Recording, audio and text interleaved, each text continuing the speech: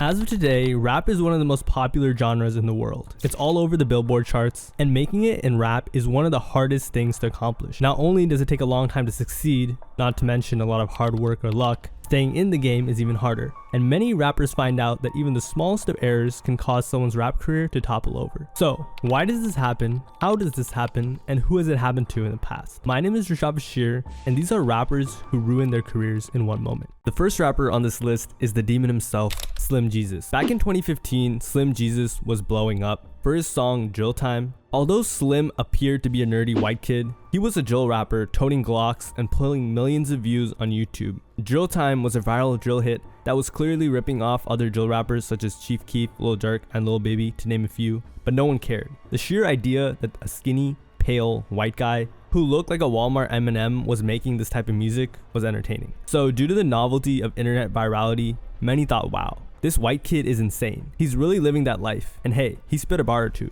Sorry, that was just my corny way of saying he could kind of rap. So it was no surprise that Drill Time by Slim Jesus became one of the most viral rap songs or drill rap songs ever. It began to do numbers soon, and afterwards, other drill rappers such as Lil Baby, who is now known for signing Juice WRLD, would co-sign Slim, calling him the drill music Slim Shady. All sorts of blogs were onto him. Diplo co-signed him, Meek Mill co-signed him. Every rapper under the sun was messing with him. Birdman was even trying to sign him to Cash Money, repeatedly. What up, Birdman? It's King Yellow, bro. What up, my nigga? Hey, man, you tell me what we can do, man. I told him I don't want to waste this time or my time. If it's something we can do, I'd like to meet up with y'all. Y'all come see me, my nigga, and we can make it flat. Pretty soon, there was a competition, and Diddy started to bid on him, saying, 1 million waiting on Slim Jesus when he comes to Bad Boy Records, hashtag drive sober. So there was literally a label war over Slim Jesus. But despite all of that, he still wasn't in the clear, because at the time, Slim was laughed at by the entire culture because of how he looked. He may have went viral, but fans were clowning on him. When we saw the video and you were talking about what you talk about and you look how you look, that's what got everyone talking. Right. So you kind of have this interesting combination of love and hate at the same time. Oh yeah, no, that shit's crazy. Believe me, I get them hate tweets too. Like I'm not saying everybody's supporting it. There's hella people hating on it, but I mean, they're just, blowing it up more and more every day, so it's all right. The Caillou thing is dope. Now the one about the dude from Malcolm in the Middle, that comment. All y'all sharing that shit ain't even funny. There were mostly memes calling him Caillou, comparing him to Eminem, etc. But some people showed love. However, all hate aside, a large part of his allure and virality was merely the fact that drill fans were constantly arguing whether his persona was real or not, with many making the case that Slim was the real deal. At the time, Slim's past was kept under a veil. Most fans thought this was intentional, and it was a pretty smart move looking back, because as we all know, fans love mystery. However, on one fateful day, Slim decided to pull down the drapes, and what he said shocked the world. And it turned out he wasn't exactly what he portrayed himself as in his raps. Let me explain. You see, Slim didn't just get the attention of news pages, rappers, or labels. He also got the attention of a man known as DJ Vlad, who found Slim just as interesting and decided to interview him to unveil the layer of mystique and answer everyone's question. Was Slim Jesus the real deal? So they did an interview together that would change Slim's career forever. Slim first explained that he was from Ohio, not Chicago. I'm from Hamilton, Ohio. It's a little north of Cincinnati. I mean, I lived over on the east side for a long time, and then I lived over on the west side, like currently. He claimed it was Lil Chicago. The city's been known as Lil Chicago for like a long time, because like back in the day, like mobsters and stuff had like houses there and stuff. So like it's always been like heavily influenced. All right, buddy. He then explained that he wasn't actually in the streets, but had homies in the streets. For the most part on the street shit, like I got homies that are in that shit, and I know people who are, and people around me. I mean, I'm not out here catching bodies and shit, obviously. Like, I'm fucking smart. But, like, I mean, I know people, and I've been, in some situations, but I'm not, like, out here fucking killing people. Oh, yeah, no. One of my dudes who was in that video that blew up almost did 8 years. That's crazy. Like, we wouldn't have been seeing him till he was legal. I've had people, like, man, we're gonna pull up and blah blah blah blah, but I mean, I've never like gotten shot at. Like that never had to actually be a thing. Once again, this was a bit okay bro. He explained he was just here for music, nothing else, and that he made drill music because he liked it. I make music. Like, I mean, granted, I hang out with people, but that don't mean that I'm out here doing some dumb trying to get ruin what I got going. Like, I realize that if you got an opportunity to get out of a spot, you shouldn't be around catching bodies and shit. Drill is a Chicago thing. Yeah. and you're from Ohio. So explain to me why an Ohio dude is doing Chicago style music. All right, fool. I'm gonna start on one part. Well, for one, that's just like, that's a lot of what I listen to, and I'm influenced. I'm no way trying to steal their thing. Like, I'll give credits to Chicago. They created the drill movement, and that's I listen to a lot of Chicago rappers, and that's just what I'm influenced by. My city has been and for a long time referred to as Little Chicago, because back in the day, like, mobsters from Chicago used to come and like have second homes there. And said the only reason he picked drill was because the lyrics sounded cool. Why the gun lyrics? Like, the whole song is basically about guns, Yeah. and so forth. Why Why that? That's dope. If I rapped about driving around in a car and like listening to country music, nobody would give a about that. Like, I make music about because it sounds cool. Like, I like making music. I make cool music, the type of shit I listen to. So Vlad explained that some people didn't just say them because they were cool lyrics though. They lived that. It was their real life. Some of the people that make this type of music actually live that life. Oh, I know they do. Like, I've interviewed the real killers. And Yeah. Like, I interviewed Big Glow 2 days before he was murdered. Like I already said, like, I'm not out here claiming that I actually people. Like, I put shit on Twitter, like, duh, I'm not stupid. And that many of them would not take Slim's cap lightly. Some people are gonna have an issue with someone talking about this type of thing. Yeah, who's yeah, not I living mean, this type of course. Thing. Okay, how do you feel about that? I mean, I feel like that's okay, and I respect it. There's some people that do what they want to do, and I do what I want to do, and I make my music. If people don't want to respect me because what I make my music about, then that's okay. Like, I don't need, they can go to the other side. And might even try and get revenge on him. Talking about this type of thing, do you understand that this could actually come your way? Slim just said he was always protected. He wasn't getting caught lacking.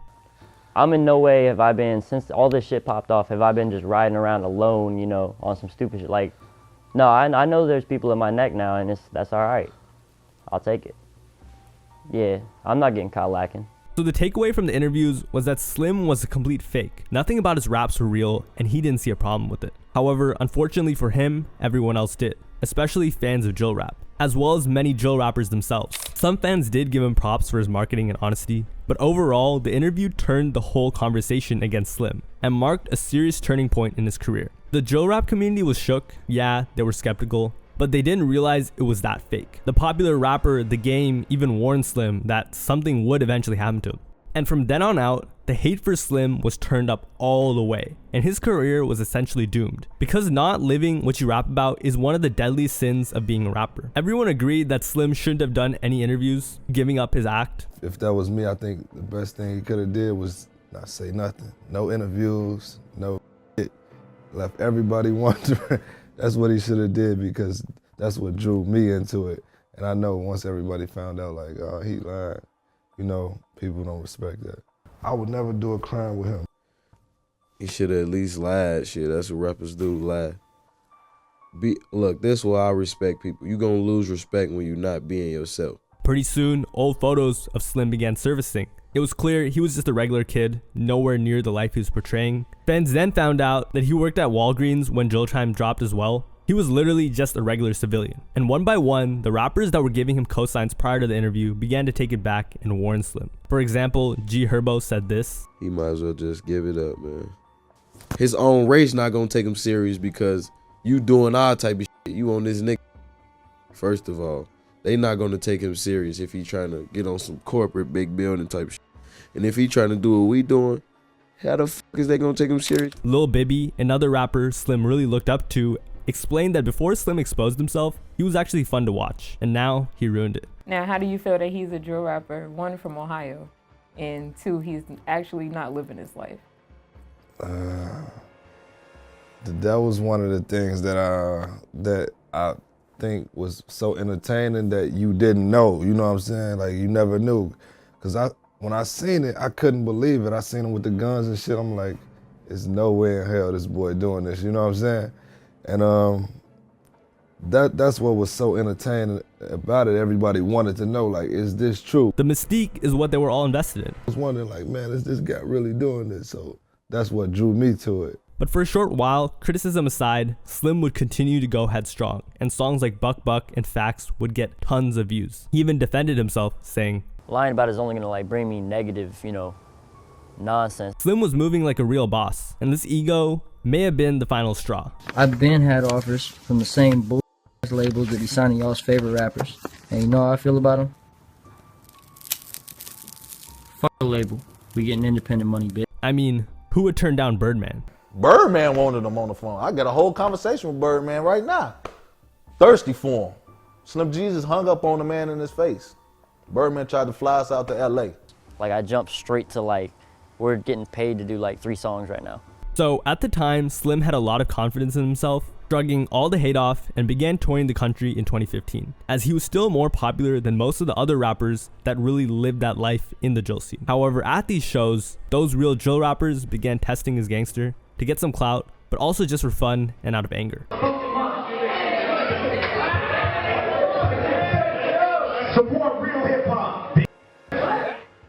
Next time we run into Slim Jesus, we gonna find out who the real Jesus is. We're gonna have to beat him, rap the cameraman with his own camera, man, And right from the jump, it wouldn't take long for Slim Jesus' lack of a real image to hurt his career. It began when MB Jesus confronted him outside of a show, trying to humiliate Slim. Tell the ass who the real, I'm the real Jesus. Hey, tell the ass who the real Jesus is. Tell the ass who the real Jesus is. Tell him who the real Jesus is. And once again, Slim Jesus shook it off like it wasn't a thing and just defended himself. Dude starts yelling again. I'm like, all right, I'm gonna get a picture of the guy real quick. Because that's what it seemed like he wanted. So I walk over, he puts his arm around me, there's a camera, I think we're about to get a picture. And then he starts yelling, ignorant stuff in the camera. So at that point, my cameraman stuck his arm between us, pushed it, and I just hit a spin move, walked off. That was the end of the whole little situation. This white boy had heart. Then a rapper named Lil Mosey would diss him, and this time he would actually embarrass Slim pretty bad, saying, Nah, it ain't a diss, it's just me stating facts, like, letting you know, like, that ain't something that we honor, like, we don't joke about that, like, we done lost homies over there, so they just letting you know I'm staying fat. And Mouse dropped a diss on him, calling him a rat. It was clear that the community who once awkwardly embraced him, but at least allowed him to be in their scene, had ousted him, and made it clear he had no place there. But these instances were just the beginning. Even more real gangsters were about to give Slim some real problems. And they thought I meant like I respected AOKD. Okay. He's trash. A rapper named Black Jesus decided to go undercover as Slim's DJ, cut the music, took the mic, and just embarrassed him in front of everyone. And by everyone, I mean Slim's own fans. And if you listen to his music or his own words, you'd think Slim stood on business, as Slim was talking quite a bit. All that shit saying y'all gonna pull up till we're actually out here, bitch. Where the fuck y'all at? Nowhere. But he didn't. He folded just as everyone predicted. It became clear as day Slim was not like that. He was just a poser, and his career would soon begin to suffer due to it. The tour made it obvious to everyone that Slim was an easy target, and he had lost all respect. But Slim still stayed somewhat solid, and made it clear he didn't care, and flexed on the haters. But it wouldn't be enough. His career was going downhill. However, despite all of that, it wasn't over for Slim yet, as he was blessed with a major shot at a comeback, which would have won everyone back, being the biggest cosign he could probably have gotten for his reputation, from none other than Chief Keef himself. But it didn't go exactly as planned, and the story is a bit twisted, so bear with me. You see, Chief Keef was about to have a hologram performance, but it was cancelled and moved to another date. Keef claimed he was being silenced. His team explained that the mayor of Chicago and corporations were using Keef as a scapegoat for violence, which I agree with, and silencing him to act like they were actually combating the issues. So they had been deliberately doing their best to cancel Keef's shows. The company that was hosting the show explained that they had concerns for their employees and public safety, so they exercised their legal right and canceled the show. However, Slim was supposed to perform that night, but due to the cancellations, never got to. He did get to meet Chief Keef though. But even Chief Keef just messing with Slim, especially back then, could have changed a lot for him, regardless of whether or not he opened for him or not. So why didn't it? Well, that's because Sosa didn't actually like him either. Keef explained he didn't mess with Slim at all. It looked like Chief Keef's label or management just thought that Slim was a good clout stimulant, as there was proof he could heavily boost others' careers. The stimulus package, Slim Jesus stimulus package. And I'm not gonna lie, it would have been pretty cool if they had made a song, but hey, who cares now, right? And there was a decent defense for Slim too at the time. It's just that it didn't do anything to help his career. Come on, bruh. You brought him out to your show. he probably didn't ask to come out to your show. You brought him out, right? You had him backstage. If you really didn't with him, don't try to use him for his buzz. What probably was going to happen, and I'm not saying Chief Keef probably set this up, maybe his record label, Alky David and them, but they probably brought dude out because if Slim Jesus did his first performance at a Chief Keef release party concert, it would make national news, right? And that was really it for Slim. In 2016, he just couldn't get the same hype around his music because the illusion was gone. He did ride the coattails of his earlier success, but eventually faded out. And today, he's a nobody. He really shouldn't have done this interview. It ruined him and destroyed his career before he could even really get it rolling. People like Rick Ross had copied their entire persona from a real gangster, like the real Rick Ross. Slim Jesus could have done the same thing, but he didn't look like Rick Ross, so everyone questioned it. Ironically, after his career was done with, Slim threw some disses at the media pages that he agreed to go on, but it ruined his career. The next time I do an interview, or the next time you see me out in public when I come up and ask me questions, do not ask me about the same old motherfucking questions about some street shit. One, I've been asked about that shit like 300 times. Ask me something new. Two, what I do in my personal life, quite honestly, ain't none of y'all damn business. I know what you should be asking me about. Ask me about my music. Well, I got news for you, Slim. No one cares about that. And to this day, Slim still defends himself. Despite not dropping music in years, in 2019, Slim would call out Lil Tecca, saying, First of all, I'm gonna make clear though, I ain't hating on nobody else says that ain't how I rock. But I guess this Lil Tecca kid went in the interview, right? And he said, I ain't got no blocks, I don't want no smoke, my lyrics is my lyrics. And I ain't got no problem with that, honestly, because I know 95% of the game, that's what I'm doing anyway, bro. Rapping and saying whatever gonna sell. Who gives a f***? As long as the music good, you gonna listen to it. So I ain't wish the kid nothing but success. Here's my issue. When I came out, my first interview, I said, look, I ain't out here trying to kill nobody. I'm here to make my music. Y'all almost crucify my ass. So Slim called fans out for canceling him for lying, but not Tecca after he was lying. I got 2 twin Glocks, turn you to a dancer. I don't have no straps for nobody. I don't got no straps. He did have a point, but if we're being serious, Tecca never claimed to be a drill rapper like Slim did. And the newer generation of fans don't care. Just look at Tecca, 6ix9ine, Lil Mabu, and more. Next, we have Pop Hunna. In 2020, Pop Hunna was one of the most viral rap artists thanks to TikTok while everyone was locked up. His song Adderall would rack up millions upon millions of streams, go up on Billboard, and eventually he got Lil Uzi Vert to hop on the remix, gaining 50 million views on YouTube. Furthermore, Uzi and Pop Hunna were from the same city, Philadelphia. So this was a huge cosign, and shortly after the massive success of Adderall, they started promoting another song called Takeoff that they were about to release. It looked like Pop Hunna was going to be the next big rapper out of Philly. He had the catchy melodies needed to continuously blow up on TikTok. He had a cosign from his inspiration and hometown hero Uzi, and he was something fresh for the fans. However, just as everything was about to go up for Pop, something horrible happened. A fate no rapper would ever want to say in their career. Pop was accused of snitching. What had happened was the alleged snitching paperwork was released to the public, and no, it's not for stealing a Snickers bar. It showed that Pop gave a statement on a murder.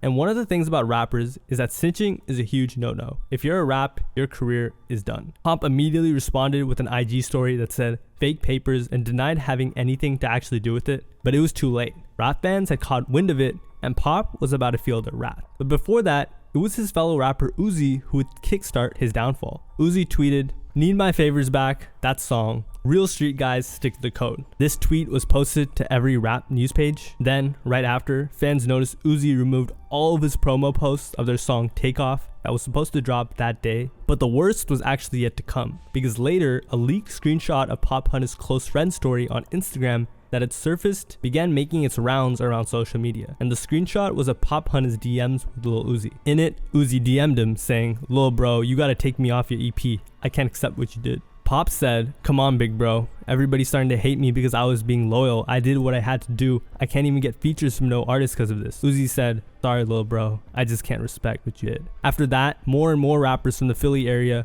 spoke out about the situation and explained they didn't want to be seen with them. Lil Uzi even asked for his verse to be taken off of their hit song and for the song to be pulled off of all platforms. And this actually seemed quite reasonable at the time to rap fans, because who would want to be associated with a snitch, right? Pop's career was in shambles, but when taking a closer look at things, it looks like Pop didn't really snitch the way these rappers and most of the fans thought he did. You see, when Pop snitched, he was only 15 years old. This is what happened. 15-year-old Duvad Design Jr. or DJ had a new toy gun. He flashed it at another kid, and someone named Kyrie told that boy to stay away from DJ. Then he walked down the street confronting DJ, and DJ started threatening him, showing him the toy, and Kyrie walked off. Later on that day, Kyrie went over to Omar Bernan's house. That's Pop Hunna's real name. Kyrie told Pop he was gonna fight DJ for waving the toy at Kyrie's little brother. Then a 19-year-old named Meat pulls up on DJ and says, "What makes you think it's okay to pull a toy on one of my little bros?" They start arguing, there's a little fight. Pop Hunna's mom even tells him to go away. But then DJ tries to grab his toy. But before that, Meat grabbed his toy and shot DJ in the back of his head. DJ was just a kid playing with a toy, something a lot of kids do. And the 19-year-old, at the time 19, Meat, is currently serving a 40-year sentence. So Pop didn't really snitch. He was 14, barely knew the kid who died, barely knew the kid too. And it wasn't all the legal docs. Pop was just Kyrie's friend, and Kyrie was going to fight DJ. Pop was just with his mom. 1 week after the shooting, homicide detectives brought Pop in, and as a 14-year-old, he just said what he knew. Unfortunately, the rap fans and internet perceived it differently, and they thought and believed that Pop Hunna was a bona fide snitch. You see, street rappers have no sympathy for snitching, and in this situation, even after hearing the details, they still didn't have any sympathy. Uzi wasn't 100% happy about it. This whole kid's career is under fire. How do you feel about that? And how would you judge somebody if you knew that a rapper snitched when they were at like such a young age? They probably barely have hair on their balls yet. I mean, that ain't no excuse to me. I mean, you feel me? But it's like, at the end of the day, I don't, if you not a street nigga, I don't judge you. You may think this is harsh, but that's just how people from the streets think. They can't help it. And if that's where the culture originates from, as fans, you just gotta respect it. But remember, it wasn't actually Pop Hunna's snitching that directly ended his career. It was the Uzi screenshots that went viral that really took his career. Except, after the whole situation went down, and Pop's career was down the drain, some pretty shocking revelations came to light. In an interview, DJ Academics asked Pop about the screenshots. The only reason why I stopped to think about, is this true? I started seeing a screenshot. Right. And it was like, they claimed, I don't know if it was true, that it was Uzi saying to you like, "Yo, bro, I don't want to be on your tape no more.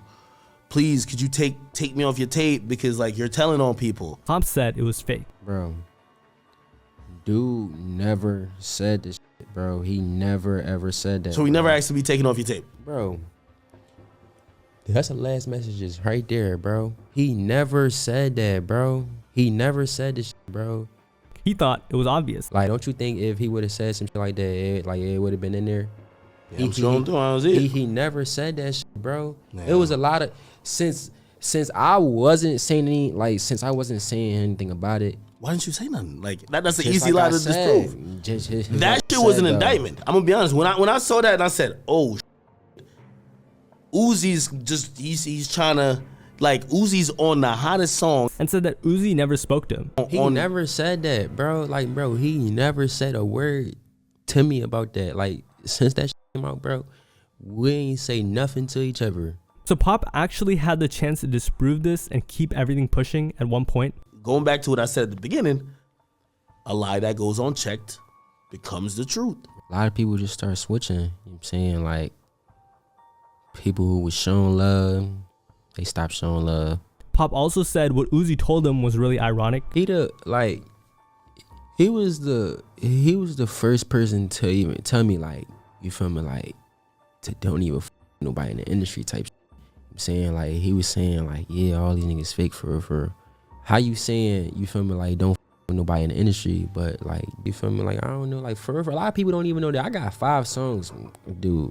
I'm saying, like, Uzi. Yeah, I got 5 songs with dude. And this is pretty wild because fans just realized that the main proponent behind Pop's demise was false, meaning he played himself. Then they started to think a bit more critically. Why would Pop post that to his story? The DM also looked fake. Neither Pop or Uzi would type like that. And it showed that Pop wasn't even following Uzi, so it was definitely fake. But no one caught it at the time. How did all these rap pages start posting it? I guess we'll never know. But someone definitely had a vendetta against Pop. But that wasn't all. Academics also confronted Pop on the snitching rumors that he had been called out for. There's quote-unquote paperwork with you. Right. I don't even know what the case is. Right. And at this point, I barely even remember what happened. But you tell us what happened, and I'm pretty sure whoever is watching this will try to fact check it. But all I remember, they said that you told on somebody else to get out of something. What exactly happened? First, he explained he was just a kid that wasn't involved in the streets whatsoever. That's not how the shit went, you know what I'm saying? I was confused, you know what I'm saying, and manipulated, you know what I'm saying? Like, I was 14 years old when that shit came out. Long story short though, you know what I'm saying? Like, I was 14 years old, you know what I'm saying? Like, I'd never been in the streets, you know what I'm saying? Like, I never played with no guns, never sold no drugs, I never did none of that. But what was even worse was that he was tricked. He was lied to by the authorities. And when they came and grabbed me and shit, like, they lied and said that they got consent from my mom to talk to me. No, for real, they didn't get no consent from my mom to even say anything to me. They was saying shit to me like, oh, if you don't tell us what happened, we're gonna lock you and your mom up. They was really saying this shit to a 14-year-old. As a kid, you know what I'm saying? Like, what is you gonna think? For real. For him to be canceled over quote-unquote snitching was just wrong.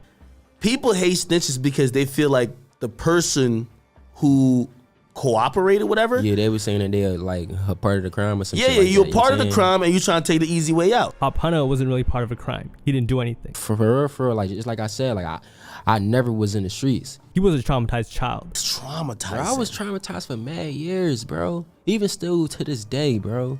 But academics pushed further and asked if Pop Hunna regretted it, which is a bit tone deaf in my opinion, and here's what he had to say. Did you go through the regret phase of like, yo, just kind of replaying the events and being like, damn, I just wish? And Pop's response was pretty sad. Man, I be wishing all the time that I never went through that shit, bro. Ain't no kid supposed to go through no like that, bro. He explained that even after making it, he couldn't enjoy his life. I barely even want to have fun, bro. Even being a rapper, bro. Like, I used to cry, bro. After every show, bro. Other than that, Pop just had it hard in life. Other than Uzi cutting him off, Trippie Redd began throwing shots at Pop for no reason. When I say a rat, I mean all rats. I don't mean one specific rat, goofy ass. I mean every last one of them. Afterwards, he found out that his baby mama's kid that he had begun to raise was not actually his. She just wanted his money because she thought he was about to become rich and famous. Then, while performing, a fan ran on stage and took Pop Hunna's mic. He looked helpless and it was just sad. Of course, some of the real gangsters like YB and Namir said Pop was in the clear though.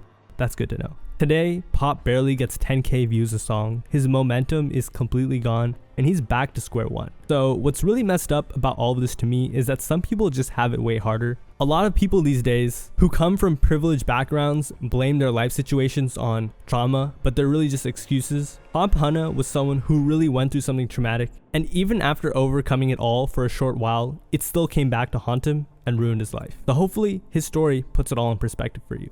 The final rapper on this list is Lil Mosey, who had the rap game in the palm of his hands at only 17 years old, until he was hit with one of the worst allegations of the decade. Before we talk about how his career was ruined, how did he get it in the first place? In October of 2017, Lil Mosey went viral after dropping his song Pull Up, which he recorded in 15 minutes. The music video went viral on YouTube, racking up 50K in a week and 40 million today. At the time, he was only 15 and the song would change his life. That July, he dropped the video for his song Noticed on Lyrical Lemonade. It blew up, peaking at number 80 on Billboard, and the rest was history. Mosey had been solidified as a star in rap, and the song is currently sitting at 230 million views on YouTube. From there, Mosey would drop a series of hits. G-Walk with Chris Brown, his song with Gunna, Stuck in a Dream, peaked at number 62 on the Billboard charts, but none really touched the level that Noticed did. And things would soon take a turn for the worse. In August of 2020, when Mosey would have his first run-in with the law. Arrested on a felony Nerf gun charge, authorities pulled him over to find that the vehicle had 3 loaded 9mm water guns. His bail was set at $35K.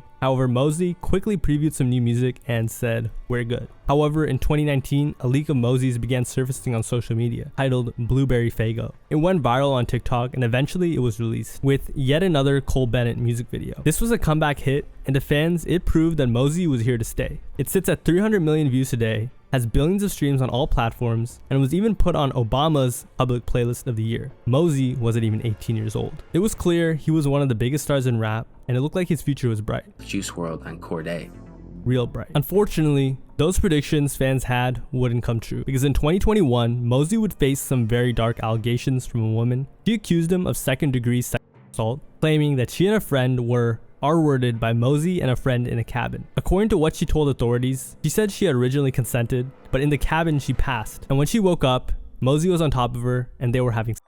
He immediately maintained his innocence, but if he was convicted, he would be facing a maximum life sentence. Remember, Mosey wasn't even 18 when he was charged, and a restraining order was filed on Lil Mosey. And right from the jump, it wasn't looking good for him. He was forced to delete Instagram posts by his label and management, and there wasn't much being said from his end. However, at the time, to be fair, it looked like Mosey was guilty from an outsider's perspective. You see, most of the time, when a rapper is accused of such heinous crimes by a girl, they usually take to social media to expose the rapper and get clout. However, this time, the victim did everything right. She didn't post about it, just went straight to the authorities and told them what had happened, and never made a public post about it. The fans believed she was telling the truth, because what did she really have to gain? Then, in April of 2021, Mosey neglected to appear in court, which was a horrible move. And after he was a no-show, Mosey looked even more guilty. Afterwards, a $50,000 arrest warrant was issued because he failed to show up. However, apparently, it was sent to the wrong address by the court. So, skipping court, even though it was the court's error, just made Mosey look more guilty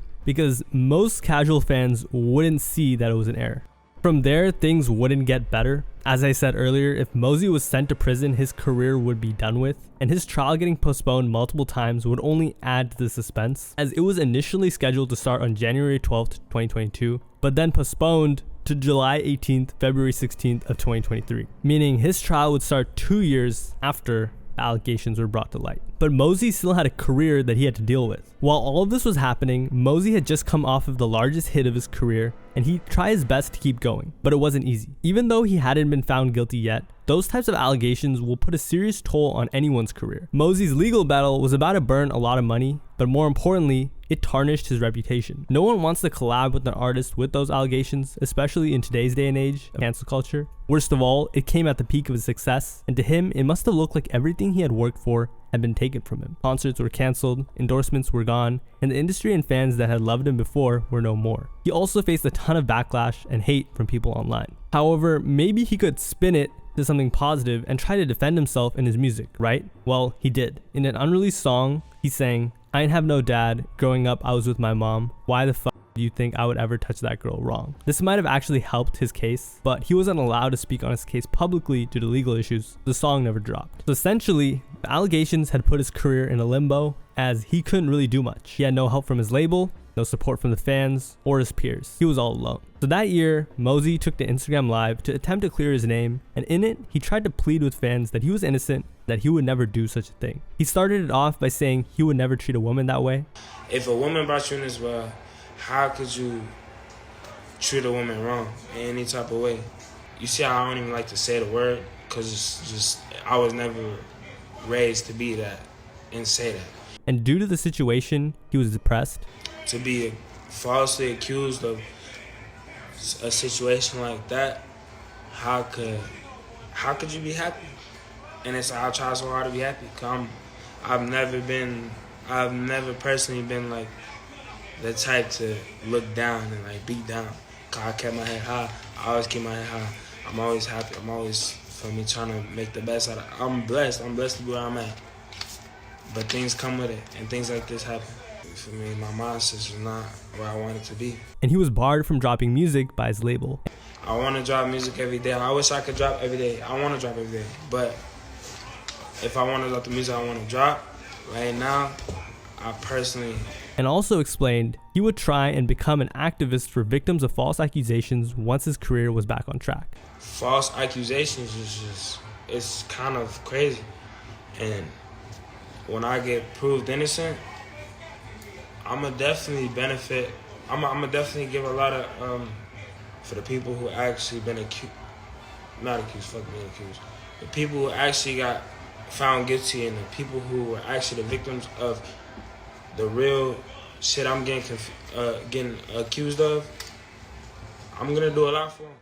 After watching this live, most fans didn't recognize Mosey. Sure, it looked like him, but everything about him was different. He was clearly very sad, and his demeanor had completely changed. He went from a bubbly, upbeat kid to this. But hey, he still had his label, right? Nope. After the allegations, they went on damage control. They allowed him to release a series of singles during the hiatus. However, they didn't promote them because despite the massive success of Blueberry Faygo, his record label couldn't justify the risk, which as a company is justifiable. They kicked him to the curb. In other words, they just let him fall off. In March of 2023, after his trial was rescheduled and pushed back multiple times, Lil Mosey was found innocent by a grand jury. He was officially an innocent man. He also passed the polygraph test with flying colors. So Mosey's freedom was saved, and he shared his relief with his followers on an Instagram post. Spent 2 years of my life going through the storm, and I'm happy, thankful that God has finally brought the truth to light. Thank you. The moment this came out, everyone felt horrible. Mosey had been saying he was innocent for years, but due to how severe his allegations were, they couldn't be sure. He had just lost everything over a false allegation. Lil Mosey's career was literally just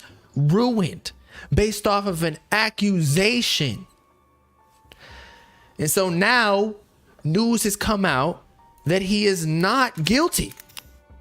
And it's like, damn, y'all literally just ran his name through the mud. And it wasn't even for anything. Fans realized that the girl that Mosey was accused by was just a clout chaser, and were disappointed that fake allegations ruined the career of one of rap's youngest and largest stars. What's worse, before all of this, Mosey was at the height of his career, and after these allegations, the chances of a comeback. After all, 2 years of not being able to collab with an artist or really even drop music, and what was put out not being promoted wasn't really gonna help. Right before Mosey's allegations, Mosey had blown up and was on top of the world. Moreover, he was just a 17-year-old. Years later, he was 20, no longer a kid, but a grown man, and had gone to see how cruel the world can truly be. For me, as a viewer, I feel like this should just make you feel grateful, as everything can be taken from you at any instant, especially if you're positioned like this. SA is a horrible crime, but what's just as horrible is people getting falsely accused, and it actually hurts the actual victims as well. The fact that a false accusation can destroy a career and life is scary, and it makes me wonder, where would Lil Mosey be today if he hadn't been accused wrongly of SA?